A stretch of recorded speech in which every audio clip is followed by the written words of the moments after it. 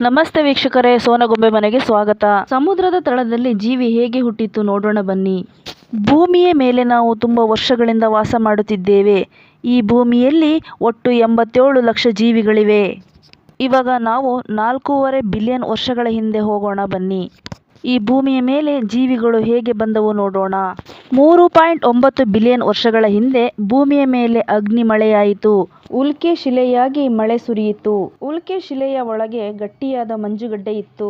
ಇದರಿಂದ ಸಮುದ್ರ ಸೃಷ್ಟಿಯಾಯಿತು. ಭೂಮಿಯು ಸಮುದ್ರದ ನೀರಿನಿಂದ ತುಂಬಿತು. ಮಿನರಲ್ಸ್, ಕೆಮಿಕಲ್ಸ್ ಪ್ರಕ್ರಿಯೆಯಿಂದ ಏಕಕೋಶ ಜೀವಿ ಉತ್ಪತ್ತಿಯಾಯಿತು. ಇದು ಬ್ಯಾಕ್ಟೀರಿಯಾ ಆಗಿ ಇದು ಸಮುದ್ರದ ಒಳಗೆ ಬೆಳೆಯಲು ಶುರುವಾಯಿತು ಮತ್ತು ಸಮುದ್ರ ನೀರಿನಲ್ಲಿ ಈ ಜೀವಿಗಳು ತುಂಬಿಕೊಂಡವು. ಸುಮಾರು ವರ್ಷಗಳ ನಂತರ ಸಮುದ್ರದ ಒಳಗೆ ಬ್ಯಾಕ್ಟೀರಿಯಾ ತುಂಬಿತು.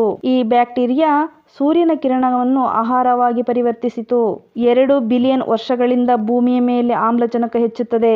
54 ಕೋಟಿ ವರ್ಷಗಳ ಹಿಂದೆ ಸಮುದ್ರದ ಒಳಗೆ ಏಕಕೋಶ ಜೀವಿಯು ತನ್ನ ಅನೇಕ ರೂಪವನ್ನು ಹೊಂದಿತು.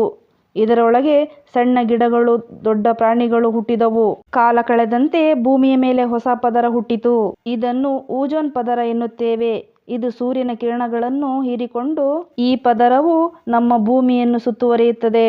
ಇದರಿಂದ ಭೂಮಿಯಲ್ಲಿ ಗಿಡ ಮರಗಳು ಹುಟ್ಟಿದವು. ಸಮುದ್ರದಲ್ಲಿ ಬೆನ್ನುಮೂಳೆ ಇರುವ ಜೀವಿಗಳು ಬೆಳೆಯುತ್ತವೆ.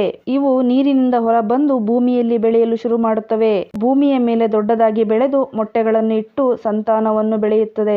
ಈ ಜೀವಿಯೇ ಡೈನೋಸಾರಸ್ ಗಳಾಗಿ ಪರಿವರ್ತಿಸಿ ಇಂಥ ದೊಡ್ಡ ದೊಡ್ಡ ಪ್ರಾಣಿಗಳು ಭೂಮಿಯಲ್ಲಿ ಬೆಳೆಯಲು ಶುರುವಾಗುತ್ತದೆ. ಇಂಥ ಡೈನೋಸಾರಸ್ ಪ್ರಾಣಿಗಳಿಂದ ತಪ್ಪಿಸಿಕೊಳ್ಳಲು ಭೂಮಿಯ ಮೇಲೆ ಬೆಂಕಿ ಚೆಂಡು ಸ್ಫೋಟಗೊಂಡಿತು. ಇದರ ಶಾಖ ಭೂಮಿಗೆ ಹೊಡೆಯುತ್ತದೆ. ಆದ್ದರಿಂದ ಕೆಲವು ಜೀವಿಗಳು ಸತ್ತು ಹೋಗುತ್ತವೆ. ಇನ್ನು ಕೆಲವು ಜೀವಿಗಳು ಭೂಮಿಯ ಒಳಭಾಗದಲ್ಲಿ ಉಳಿದು ಬದುಕುತ್ತದೆ. ವೀಕ್ಷಕರೇ, ಹೀಗೆ ನೋಡಿ ನಮ್ಮ ಭೂಮಿ ಮೇಲೆ ಜೀವಿಗಳು ಹುಟ್ಟಿದ್ದು.